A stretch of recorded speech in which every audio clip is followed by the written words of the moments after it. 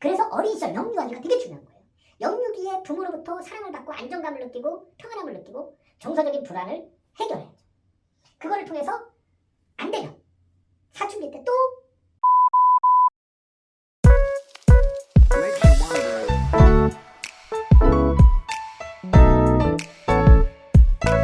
여러분, 오늘서부터는 교류 분석, 즉 관계 분석. 저는 교류 분석을 관계 분석이라고 표현을 해주거든요. 이 관계 분석에 관한 얘기를 해드릴까 합니다. 그래서 우리가 집중적으로 이 교류 분석의 특징, 그리고 교류 분석과 관계된 이론, 그리고 교류 분석에서 이야기하는 그런 심리적인 내용들을 자세하게 매 시간마다 단계별로 설명을 드릴 겁니다. 자, 교류 분석을 성격 분석 이론이라고 보통 얘기해 줍니다. 맞습니다. 교류 분석은 성격 분석 이론 중에 하나죠. 그러나 성격 분석만을 의미하지는 않습니다. 교류 분석은요, 성격 분석 플러스 가족 치료 이론, 상담 이론, 아동 발달 이론, 커뮤니케이션 이론 등 다양한 이론을 가지고 있는 게 바로 교류 분석입니다. 이 교류 분석에 대해서 정말 알게 된다면 여러분들이 이렇게 좋은 이론이 있어? 이렇게 좋은 내용이 있어? 감탄하실 겁니다. 그래서 이걸 시리즈로 제가 연속 강의를 통해서 여러분들에게 유튜브를 통해서 교류 분석 전반적인 내용에 대해서 강좌를 열어가려고 합니다. 오늘은 첫 강의로 성격을 알면 사람이 보인다. 즉 성격에 대해서 좀 얘기해 보려고 합니다. 교류 분석을 성격 분석 이론이라고 했기 때문에 성격에 대해서 우선적으로 알면 여러분들이 조금 더 교류 분석을 이해하는데 도움이 되지 않을까 하는 마음에서 성격 분석의 이론을 체크해 봤어요. 자, 우리가 이런 말이 있습니다. 회사 보고 들어와서 상사 보고 나간다 라는 말이 있습니다. 많은 사람들이 이런 얘기를 하죠. 회사 보고 들어오죠. 근데 상사나 나하고 갈등 있는 사람 때문에 결국은 그 직장에 오래 다니지 못하고 직장을 그만두는 경우도 많이 있습니다. 그 핵심에는 뭐가 자리 잡고 있느냐? 바로 성격. 정말 저 사람 도대체 이해할 수가 없어. 이런 생각을 많이 하기 때문에 갈등이 생기고 결국은 헤어지게 되고 회사를 퇴사하게 되는 사태가 많이 벌어진다는 겁니다. 그래서 여러분들이 어떻게 해야 좀 더 좋은 대인관계, 아름다운 관계들을 만들어갈 수 있을지에 대해서 말씀을 드리려고 합니다. 자, 우리가 관계 회복에는 단계가 있어요. 자, 여기 보시다시피 첫 번째, 그 인간 정말 이해할 수가 없어. 이게 첫 번째 단계예요. 두 번째, 근데 그 사람의 상황에 대해서 우리가 좀 더 알게 되면, 그 사람의 여건에 대해서 알게 된다면, 그래, 그 인간이 그래서 그렇게 말하는 거구나. 이렇게 두 번째 단계에서 이해를 하게 됩니다. 자, 요 단계를 지나면 정말 좋은 관계의 첫걸음이 될 수 있는 마지막 단계가 있습니다. 그래, 그 인간도 알고 보면 불쌍한 인간이구나. 이런 마음이 들면 모든 대인관계 또 모든 사람 이해의 첫 단추를 잘 깨는 겁니다. 요즘 현대인들이요, 정말 많이 우울하고 애정결핍과 사랑결핍 속에서 인생을 살아가고 있습니다. 그러면서 고통스러워하고 있어요. 이런 사람들에게 우리가 어떻게 다가가지고 어떻게 교류를 할 것이냐. 그 사람이 자라온 환경이나 배경, 그리고 어린 시절의 영향으로 인해서 너무나 많은 상처들을 가지고 살아가는 사람들이 많다는 거예요. 우리는 이런 사람들에 대해서 그래, 그 사람도 알고 보면 불쌍한 사람이야. 그 사람도 알고 보면 참 그럴 만한 사유가 있는 사람이야 라고 생각이 든다고 그러면 그 사람에 대한 이해폭이 훨씬 넓어지게 되는 거죠.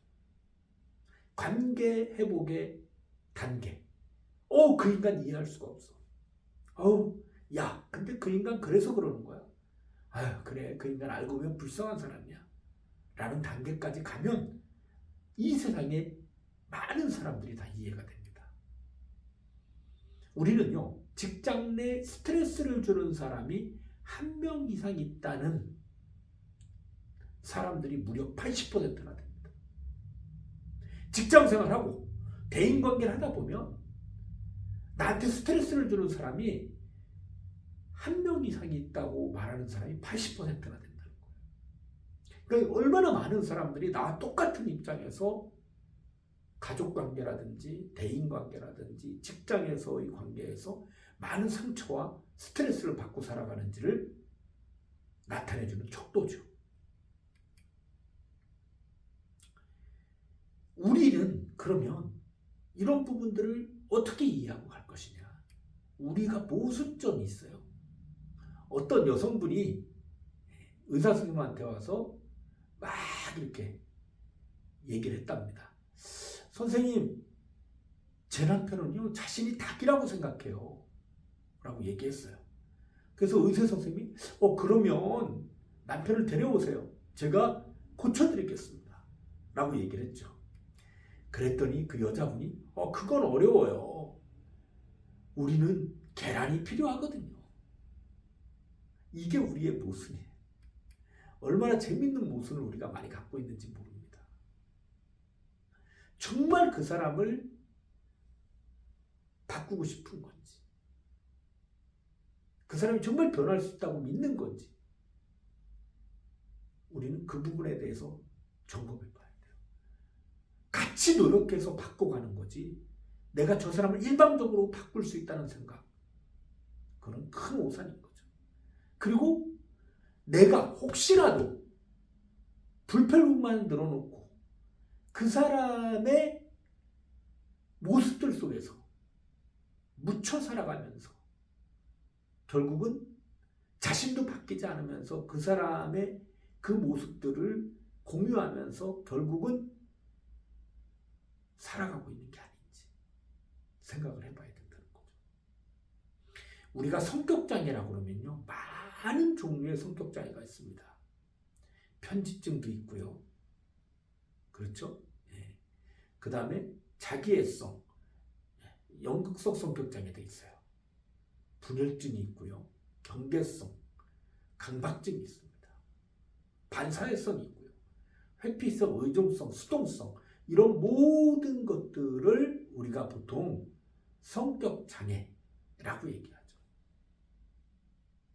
우리가 이제 이 편집증 같은 경우는 망상장애적인 성향을 많이 띠고 있잖아요. 자, 우리가 이런 많은 것들을 갖고 있는데 어떻게 보면 성희롱, 성폭행도요, 반사회성, 경계성 성격장애예요. 자기애적 성격. 야, 너도 좋아했잖아. 이런 식의 막말을 해대면서 상대방에게 자기의 기준에서, 자기의 관점에서 상대방에게 나쁜 짓을 하는 사람들, 이 다 성격장애입니다. 어떻게 보면. 그러면 성격장애를 갖고 있는 사람들의 공통점이 있다는 거죠. 그게 뭐냐? 상호작용이 안 됩니다. 결정적으로는 교류가 안 된다는 거예요. 우리 교류 분석에서 얘기하는 교류, 트랜잭셔널 어널리시스거든요. 교류 분석이. 그러면 이 교류가 잘 이루어져야 돼요. 사람과의 관계는 서로 주고받는 게 잘 돼야 돼요. 근데 이게 잘 안 이루어지는 사람들이 의외로 많다는 겁니다. 그러면 그런 사람들의 특징은 어떤 특징이 있느냐? 첫째가요, 대인관계 장애가 있습니다. 대인관계 시 항상 사람들하고 부딪히고 다른 사람을 탓으로 돌리고 다른 사람을 적으로 돌리고 불편한 관계를 유지합니다. 그러면 이 사람은 성격장애적인 특징을 갖고 있는 거예요. 또 두 번째, 자기 친화성이 너무 강해요. 그래서 여기 나오는 것처럼 자기의 장점을 너무 지나치게 부각하거나 나르시시스트의 성향을 띠고 있는 거죠. 세 번째 특징이요. 공감 능력이 현저히 떨어집니다. 이 성격 장애를 갖고 있는 사람들은요. 공감 능력이 많이 떨어져요. 그래서 상대가 무슨 얘기를 하는지, 왜 상대가 아파하는지, 상대가 왜 힘들어하는지 이런 거에 대해서 전혀 모릅니다. 특히 요즘은 들어서는요. 어린 시절에 부모로부터 공감을 받지 못하고 자라는 아이들이 많아서 성장 과정에서 그런 아픔이 있다 보니까 다른 사람을 이해하고 공감해 주는데 한계가 있는 사람들이 최근 들어서 너무 많이 증가했습니다. 이래서 부모 교육이 중요한 거고 어린 시절에 애착 관계가 중요한 거예요. 그리고 감정 코칭이 중요한 겁니다. 어렸을 시절에 감정을 공감받고 감정에 대해서 충분히 이해를 받은 아이들은 성장 과정을 통해서 건강한 거하고 아주 부드러운 대인관계를 나누는 멋진 아이들로 자라납니다. 그런데 어린 시절에 부모로부터 감정 코칭을 받지 못한 아이들, 감정이 무시되어지고 힘들어했던 그 아이들, 이 아이들은요, 성장해서 자신도 타인의 감정을 읽어주지 못해요. 예를 들어서 어떤 아이가 물고기가 죽어서 너무 슬퍼하고 있어요. 그래서 막 울고 있어요. 이럴 때 부모들이 어떻게 반응하느냐가 되게 중요한 겁니다. 그런 아이를 보면서 야, 넌 엄마가 죽었어? 아빠가 죽었어? 그까지 물고기 한 마리 죽은 거 같고 뭘 그래? 이렇게 반응하는 부모들도 있죠. 또 어떤 부모들은 얘 감정을 빨리 전환시키려고 해요. 그래서 엄마가 맛있는 아이스크림 줄게. 이제 그만 울어. 괜찮아. 이거 별거 아니야. 일로 와. 맛있는 거 줄게. 이런 부모도 있고요. 또 황당 부모도 있습니다. 저거 물고기가 죽은 거 아니야? 야, 잠자고 있는 거야? 우리 변기나라 선생님, 의사 선생님한테 보내자. 그러면 쟤 깨끗하게 치료돼서 나올 거야. 빨리 변기에 갖다 버리자. 이렇게 황당한 부모가 있어요.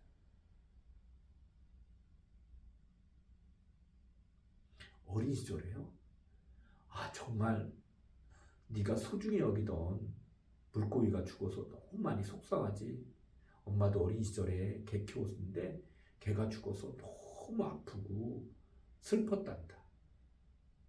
이렇게 공감을 받은 아이와 아닌 아이는 분명한 차이를 갖고 있는 겁니다. 또 성격장애로 보는 사람들은요. 경계가 많이 무너져 있어요. 우리가 이런 거죠. 자기 경계만 잘 지켜도 좋은 대인관계를 나누는 사람들. 나서야 될 때와 물러서야 될 때. 자기가 어디까지 해야 되는지 잘 아는 거. 이게 바로 중요한 포인트예요. 내가 성격장애인가 아닐까. 이 성격장애인 사람들은 경계를 막 넘나듭니다. 그래서 우리가 이런 말이죠. 너 선 넘네? 야, 선 넘지 마. 이렇게 얘기하죠. 이모티콘도 이런 게 있더라고요. 선 넘지 말라고. 우리는 선을 넘으면 안 됩니다. 이 경계가 무너져 갈 때 심각한 문제들이 발생이 되고 서로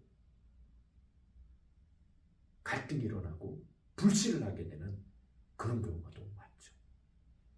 그래서 여러분들도 내가 성격장애가 아닌가, 경계 지키는데 어려움이 있나 없나를 잘 보셔야 된다는 거예요. 자, 그 다음에요. 경직된 신념체계를 갖고 있습니다.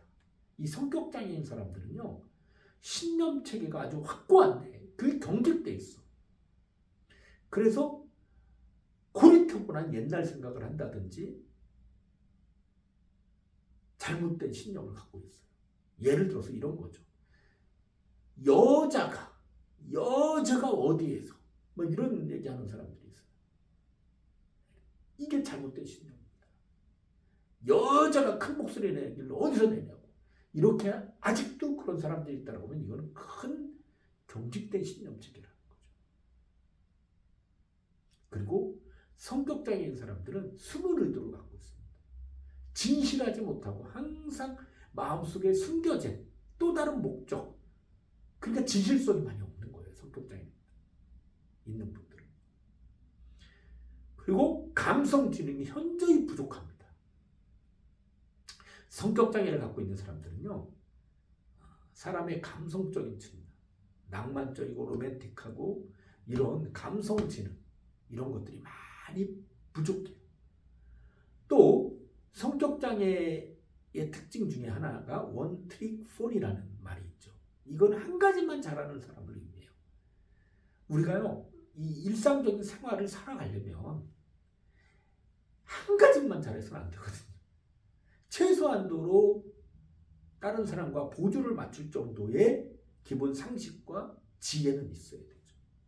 근데 오직 한 가지만을 잘하고 한 가지만 생각하는 사람들, 이런 사람들 같은 경우에는 성격장애에 해당된다고 볼 수가 있습니다. 그래서 여러분들이 제가 지금 말씀드린 여러 가지를 잘 참고해 보시면, 아, 저 사람이 약간 성격장애적인 특징이 있구나 라는 거를 느낄 수가 있죠. 그러나 우리가 일반 성격 이론에서는 5가지를 대표적으로 성격의 5요인이라고 얘기해 줍니다. 자, 여기 보시면 신경 과민성, 얼만큼 신경이 과민하고 예민하느냐, 이런 것들을 가리키는 거고요. 또 성실성, 어떤 한 가지에 아주 심혈을 쏟으면서 집중해 가면서 철두철미하게 해나가려고 하고 아주 성실하게 이행하려고 하느냐, 그런 것들이 성실성이고요. 또 외향성과 내향성이라고 그러죠. 그래서 외향적인 성향이냐 내성적인 사람이냐, 그래서 밖으로 감정 표현이나 하고 싶은 얘기나 자기의 욕구들을 마음껏 표출하는 사람들, 외향적인 사람들입니다. 그런데 안으로 삭히고 표현하지 않는 사람들, 내성적인 사람들이죠. 그리고 우우성, 타인에게 친절하고 따뜻하고 다정하고 긍정적인 시각에서 많이 사람들한테 접근하느냐, 호감도를 얼만큼 갖고 있느냐, 그래서 친화력이 얼만큼 있느냐, 이것도 아주 중요한 성격의 요소 중에 하나인 거죠. 그리고 마지막으로 개방성이 있습니다. 이 개방성은 폐쇄적인 거하고는 좀 다르죠. 얼만큼 열려진 마음으로 주변 환경을 수용하고 다른 사람들을 개방적으로 수용하느냐, 이게 아주 중요한 거죠. 그게 바로 개방성입니다. 이렇게 우리는 5대 성격의 요인들에 대해서 우리가 찾아볼 수가 있는데요. 이 성격의 5요인을 갖고도 우리가 자세히 한번 살펴봅시다. 자, 신경 과민성은요, 이게 높은 점수를 기록하게 되면 불안하고 예민하고 분노가 상당히 많이 나타나게 됩니다. 이게 낮은 점수를 기록하면 침착하고 편안하고 안정되어 있어요.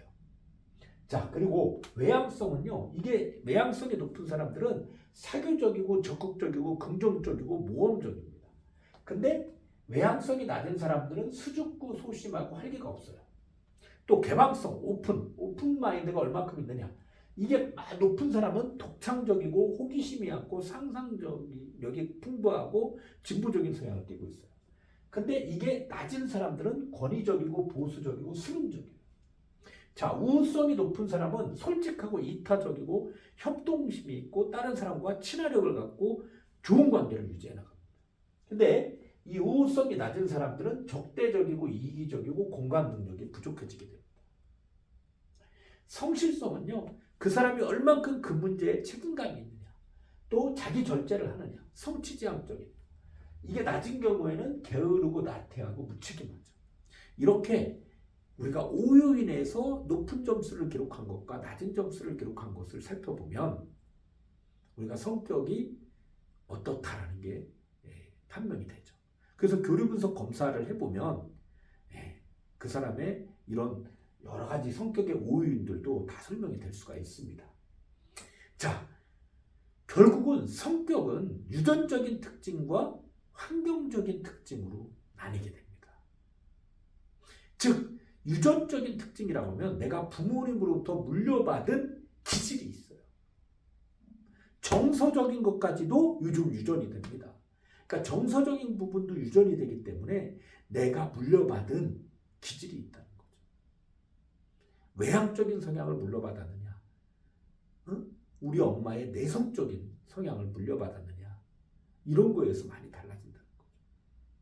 그래서 아주 중요한 게 바로 유전적인 환경이에요. 두 번째가 바로 환경적인 요인입니다. 그 환경적인 요인은 부모가 어떻게 관심을 갖고 자녀와 어떤 관계를 맺었느냐. 이게 가장 중요한 게 바로 애착이에요. 이 애착이 성격 형성에 지배적인 영향을 줘요.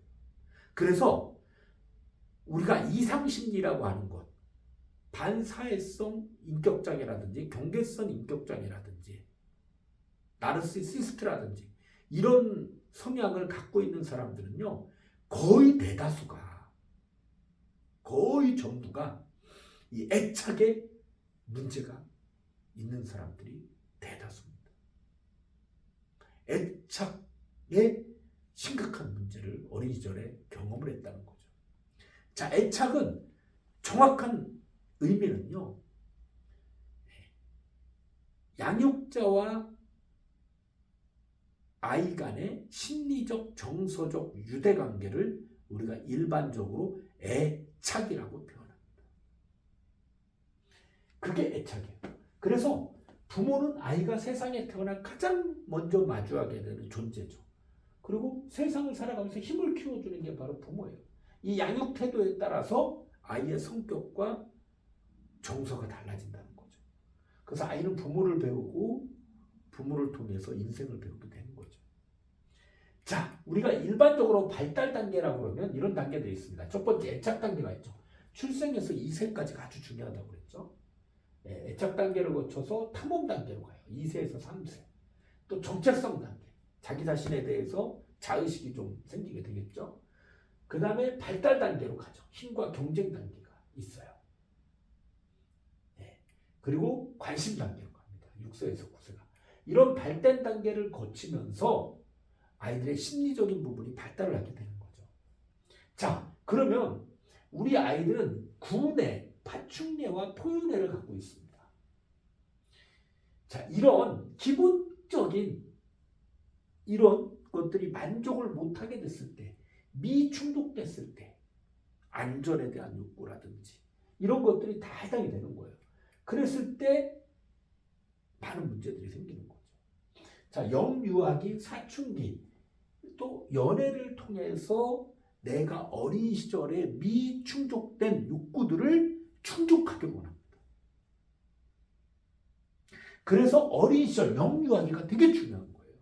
영유기에 부모로부터 사랑을 받고 안정감을 느끼고 평안함을 느끼고 정서적인 불안을 해결해야죠. 그거를 통해서 안 되면 사춘기 때 또 친구들이나 딴 사람을 통해서 그런 자극들을 받게 돼요. 이게 안 되면 연애나 결혼을 통해서 배우자에게 나의 미충족된 욕구들을 충족시키길 원하는 겁니다.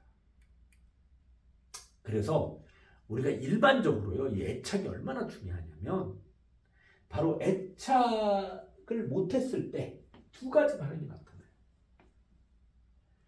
집착을 합니다. 거의 두 종류의 사람들로 나타나는데 집착을 아주 강하게 하죠. 그래서 사랑받고 싶어서 사람들한테 다가가고 사람들한테 관심을 갖고 사람들한테 사랑을 많이 주기를 원해요. 본인이 받기를 엄청나게 기대하죠. 아니면 두 가지 정도는 안 되니 아예 회피를 하게 됩니다. 회피를 하게 돼요. 그래서 어차피 나는 사랑도 못 받는 인간이야. 나는 이대로 살다가 죽을 거야 하고 아예 은둔형 애투리가 된다든지 딴 사람 만나는 걸 거부한다든지 이런 두 가지 정도로 나타나죠. 그래서 우리가 잘 보면 우리가 내가 사랑을 하면서 어떻게 인생을 살아나가는가 잘 보셔야 돼요. 그래서 어떤 사람은 집착을 하게 되고 어떤 사람은 회피를 하게 되고 어떤 사람은 격리를 하게 되고 어떤 사람은 융합을 하게 되고 어떤 사람은 되게 경직되고 어떤 사람은 산만하고 어떤 사람은 고독하고 어떤 사람은 보호자적이고 어떤 사람은 경쟁적인 성향을 띠고 어떤 사람은 수동적인 성향을 띠고 이런 것들이 다 어린 시절의 애착에서 비롯되어지는 특징들이다. 그래서 애착이 중요하다는 말씀을 드리는 겁니다. 여러분, 성격은 결국은 우리 삶을 살아가는 데 있어서 정말 중요한 요소이고 우리가 서로 알아야 되는 요소 중에 하나다. 그 성격은 바로 어린 시절에 유전적인 요소와 환경적인 요소, 특히 부모와의 애착 관계에서 애착이 결여됐을 때 이상적인 행동들, 이상심리, 즉 성격장애 요소들이 많이 발생하게 된다. 오늘은 여기까지 말씀드리겠습니다.